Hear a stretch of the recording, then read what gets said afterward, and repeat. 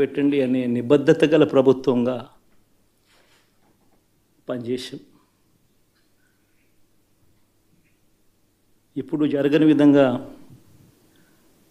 పిల్లల చదువులు పేదరికం పోవాలి అని అంటే పిల్లల చదువులకు క్వాలిటీ ఎడ్యుకేషన్ అవసరం అని మొట్టమొదటిసారిగా ఇంగ్లీష్ మీడియంను వ్యతిరేకిస్తున్న వాళ్ళందరూ పెత్తందారులతో యుద్ధం చేసి సైతం పిల్లలకి ఇంగ్లీష్ మీడియం తీసుకొని రావడమే కాకుండా టోఫుల్ ఐబీ లాంటి కళలు కూడా కలం. ఆ పేద పిల్లలకు అండగా నిలబడాలని, తోడుగా ఉండాలని, వారి చరిత్రలు మార్చాలని. ఎప్పుడు చూడని విధంగా గ్రామ స్థాయిలోనే సచివాలయ వ్యవస్థ, వాలంటీర్ల వ్యవస్థ తీసుకొచ్చి ప్రతి ఇంటికి సేవను అందించే కార్యక్రమం చేశాం. వివక్ష లేకుండా,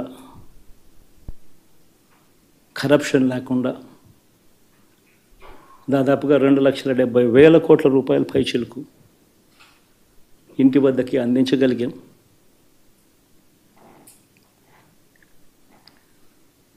ఇప్పుడు చూడని మార్పులు తీసుకురావడమే కాకుండా ఒక చదువుల రంగం అయితేనేమి, ఒక విద్యారంగం, ఒక వ్యవసాయ రంగం అయితేనేమి, ఒక వైద్య రంగం అయితేనేమి,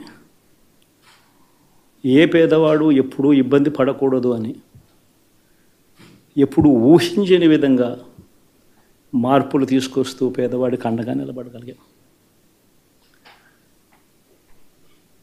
విమెన్ ఎంపవర్మెంట్ అంటే ఇది, మహిళా సాధికారత ఇది అంటే ఇది అని ప్రపంచానికి చాటి చెప్పగలిగాం. సోషల్ జస్టిస్ అంటే, సామాజిక న్యాయం అంటే ఇది అని ప్రపంచానికి చూపించగలిగాం. మరి ఇన్ని గొప్ప మార్పులు చేసిన తర్వాత, ఇన్ని కోట్ల మందికి మంచి జరిగిన తర్వాత మరి అభిమానం ఏమైందో, ఆప్యాయత ఏమైందో తెలీదు. లేకుండా, కరప్షన్ లేకుండా దాదాపుగా 2,70,000 కోట్ల రూపాయల పైచిలకు అందించగలిగాం.